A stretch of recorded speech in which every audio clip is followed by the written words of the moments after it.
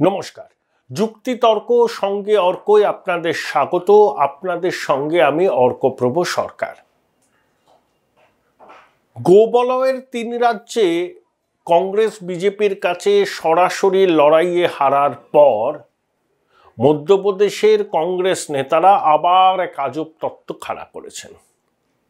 দিগ্বিজয় সিং থেকে কমলনাথ, তাদের বক্তব্য যে ইভিএম হ্যাক করা হয়েছে, ইভিএমে কারচুপি করা হয়েছে। তাদের যুক্তি কি, পোস্টাল ব্যালটে কংগ্রেসের প্রাপ্ত ভোট বিজেপির থেকে বেশি, কিন্তু ইভিএমে দেখা গেছে যে কংগ্রেস বিজেপির ধারে কাছে ভোট পায়নি। এই বৈষম্য কেন, সেটাই নাকি ইভিএম হ্যাকিংয়ের ঘটনাকে মনে করিয়ে দিচ্ছে। যদিও কমলনাথ দিগ্বিজয়ের এই মতের সঙ্গে সহমত পোষণ করছেন না কংগ্রেসের অনেক নেতারা। পি চিদম্বরমের ছেলে কার্তি চিদম্বরম, তিনিও সাংসদ, তিনিও বলেছেন যে অবাস্তব যুক্তি, কংগ্রেস নেতাদের আত্মসমীক্ষা, আত্মমন্থন করা উচিত। আসলে হারের ধাক্কা এখনো হজম করতে পারেননি কংগ্রেসের নেতারা। আচ্ছা, কয়েক মাস আগে কর্ণাটকে তো আপনারা জিতলেন, এই তো তেলেঙ্গানাতেও জিতলেন, তাহলে সেখানে কর্ণাটকে তো বিজেপি হেরে গেল, আপনারা তো বিপুলভাবে জিতলেন। মধ্যপ্রদেশে বিজেপি এবার যেরকমভাবে জিতলো, কর্ণাটকেও আপনারা ঠিক সেইভাবে জিতেছেন। ল্যান্ডস্লাইড হয়েছিল, কেউ বলেনি তো ইভিএম হ্যাক করেছে। যেখানে আপনারা জিতবেন সেখানে সুষ্ঠু ভোট, আর যেখানে আপনারা হারবেন সেখানে ইভিএম এর হ্যাকিং, অক্ষমের আর্তনাদ। কিছু আইএনডিআইএ জোটের নেতারাও দেখবেন হুক্কা হুয়া রবে এদের সঙ্গে গলা মেলাবেন। আইএনডিআইএ জোট বলে তার কিছু থাকবে না আগামী দিনে, ওর অবিচুয়ারি লেখা শুরু করে দিতে পারেন। এটা ওই নৈশভোজ বৈঠক, নেতা নেই তো, একটা বাইন্ডিং ফোর্স তো নেই যাকে সামনে রেখে আইএনডিআইএ জোট লড়বে। পাপ্পু রাহুল গান্ধীকে পাত্তাই দেয় না কেউ। আর বাকি যারা আছে রিজিওনাল সাত্রাপ, তাদের দৃষ্টিভঙ্গি নিজস্ব রাজ্যের গণ্ডির মধ্যে সীমাবদ্ধ, খুবই parochial, travels of myopic visionary. তো এরা করবে দেশ শাসন। 18টা 20টা দল, এক এক দলের এক এক রকম দৃষ্টিভঙ্গি, নেতাদের সংকীর্ণ রাজনৈতিক দৃষ্টিভঙ্গি, পারস্পরিক রেষারেষি। 7 দিনের জন্য হলেও প্রধানমন্ত্রী কুর্সিতে বসলে জীবন ধন্য হবে, দেশের স্বার্থ চুলোয় যাক, পরিবারবাদী, তুষ্টিকরণ এবং দুর্নীতিতে অভিযুক্ত নেতারা। পশুখাদ্যে লালু, খনিকাণ্ডে হেমন্ত সোরেন, আরো কত বলবো। ওখানে ডিএমকে নেতারা কি ধোয়া তুলসী পাতা? আর তৃণমূল তো আছেই, কয়লা, গরু, বালি, মাটি, নিয়োগ দুর্নীতি, পিপি কিট, রেশন, অনেকে বলেন সর্বভুক। এসব আইএনডিআইএ জোটের কুশীলব। ডিএমকের এক নেতা বলেছেন যে গোমূত্র রাজ্যে বিজেপি জয় পেয়েছে। এই সনাতন ধর্ম বিরোধী কথা ডিএমকে অনেকদিন ধরে বলছে, ভয় পাচ্ছে তামিলনাড়ুতে প্রধানমন্ত্রী যদি প্রতিদ্বন্দ্বিতা করেন তাহলে সনাতন ভোট একেবারে বিজেপির দিকে কনসলিডেট করবে। তাই দ্রাবিড় রাজনীতির ঐতিহ্য মেনে তারা ওই সনাতন ধর্মাবলম্বীদের আক্রমণ করছেন। এবং আইএনডিএ জোটের শরিকদের আমি দেখলাম না যে দর্থহীন ভাষায় নিন্দা করতে, ডিএমকে নিজের মত, ব্যক্তিগত মত, শাক দিয়ে মাছ ঢাকা। আসলে কংগ্রেস ডিএমকের সঙ্গে জোট করে ওখান থেকে লোকসভায় 3-4 জন যেতে, বামপন্থীদের তো কি আর বলবো, লেজুর ভিত্তি করা ছাড়া তার উপায় নেই। নিজেদের ব্যাস্টিয়নে শূন্য, কখনো তামিলনাড়ু থেকে, কখনো অন্যান্য রাজ্য থেকে হাতে পায়ে ধরে 1-2 আসন।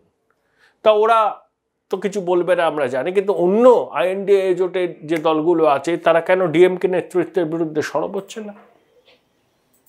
এরা করবে দেশ শাসন, ভাবতেই অবাক লাগে। আর পরাজয়ের পর আত্মসমীক্ষার কোনো বালাই নেই, শুধু অক্ষমের আর্তনাদ যে ইভিএম হ্যাক করা হয়েছে। এবার দেখবেন রণদীপ সুরজেওয়ালা, জয়রাম রমেশ শুরু করবে, তারপরে ভাদ্রা কংগ্রেসের পক্ষ থেকে শুরু করা হবে। সঙ্গত দেবে তেজস্বী, সঙ্গত দেবে তৃণমূল, ডেরেক, সঙ্গত দেবে অখিলেশ, এইসব হেমন্ত সোরেন, শরদ পাওয়ার কি করবেন বোঝা খুব মুশকিল। এসব আবার তত্ত্ব চালু হয়ে যাবে, ইভিএম এক, ইভিএম এক, ইভিএম এক। জনাদেশকে অস্বীকার করার এই প্রবণতা INDIA জোটের। কই তেলেঙ্গানায় জিতলেন তো, সেখানে ইভিএম এক করে জিতেছিলেন। কংগ্রেস নেতারা লজ্জায় মুখ দেখাতে পাচ্ছেন না, তাই আত্মপক্ষ সমর্থনের জন্য অক্ষম যুক্তি দিচ্ছেন। এদিকে আবার রাহুল গান্ধীকে চরমপত্র দিয়ে দিয়েছে বাম নেতারা, যে ওয়েনার থেকে রাহুল গান্ধী 4 লক্ষের বেশি ভোটে যেতে, সেটা কেরলের LDF জোটের শরিক CPI ওখান থেকে প্রতিদ্বন্দ্বিতা করে। বিজয়ন থেকে শুরু করে CPI এর নেতারা কার্যত হুমকি দিয়েছেন রাহুল গান্ধীকে, যে ওয়েনার থেকে দাঁড়ালে তারা সর্বশক্তি দিয়ে রাহুলকে হারাবার চেষ্টা করবে। তারা রাহুলের কাছে প্রশ্ন তুলেছে যে কংগ্রেসের প্রধান প্রতিপক্ষকে বাম না বিজেপি? তাহলে বিজেপি যদি প্রধান প্রতিপক্ষ আসলে হয়, তাহলে রাহুলের উচিত গোবলয়ের কোনো কেন্দ্র থেকে প্রতিদ্বন্দ্বিতা করা, ঝুঁকি থাকলেও প্রতিদ্বন্দ্বিতা করা। কেরলে রাহুল গান্ধী প্রতিদ্বন্দ্বিতা করলে সেটা INDIA জোটের শরিকদের মধ্যে যে দ্বন্দ্ব, সেই দ্বন্দ্বকে বেআব্রু করে দেবে, পরস্পরের কাদা ছোড়াছড়ি হবে এবং সেটা বিজেপি বিরোধী ঐক্যকে ধাক্কা দিতে পারে। এর আগেও 2-1 বলেছিলেন যে রাহুলের উচিত উত্তরপ্রদেশ থেকে দাঁড়ানো, তাহলে একটা পজিটিভ বার্তা যাবে যে স্মৃতি ইরানির কাছে হেরে গিয়েও রাহুল গান্ধী জমি ছাড়েননি, ওটা একটা অঘটন ছিল। রাহুল এতটাই আশাবাদী, আবার নিজের আমেঠি কেন্দ্র থেকেই দাঁড়াচ্ছেন। অর্থাৎ 3 রাজ্যের পরাজয় কংগ্রেসকে সব দিক থেকে বিপন্ন করে তুলেছে। বাম নেতারা রাহুলের কেরালা থেকে নির্বাচনে প্রতিদ্বন্দ্বিতা করার ব্যাপারে কার্যত চরমপত্র দিচ্ছেন, কার্যত তারা রাহুলকে 1 ইঞ্চি জমিও ছাড়বেন না, পরিষ্কার বার্তা দিচ্ছেন, অ্যাডভাইস দিচ্ছেন অন্য জায়গায় গিয়ে দাঁড়াতে। আবার কংগ্রেসের নেতারা ভয় পাচ্ছেন যে কেরলে বা দক্ষিণ ভারতের অন্য জায়গায় দাঁড়ালে রাহুল গান্ধীর জেতা সহজ হবে, কিন্তু গোবলয়ের কোনো রাজ্যে দাঁড়ালে আবার তাকে পরাজয়ের সম্মুখীন হতে পারে, সেটা কংগ্রেসীরা চাইছে না। তাই রাহুলের জন্য সেফ আসন করছেন। তা রাহুলের জন্য সেফ আসন তেলেঙ্গানায়, কর্ণাটকে বা কেরালাতেই হতে পারে, আর কোথাও নয়, বা তামিলনাড়ুতে স্টালিনের সঙ্গে সমঝোতা করে।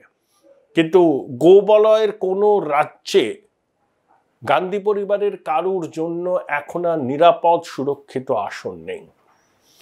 INDIA জোটের শরিকদের পারস্পরিক বিরোধ, পারস্পরিক আকচি এবং রাহুলকে বাম নেতাদের কার্যত চরমপত্র দিয়ে দেওয়া, এগুলো থেকে এই কথাটা বলা যায় যে INDIA জোটের ভবিষ্যৎ কিছু নেই, উজ্জ্বল নয়, কিছুই নেই।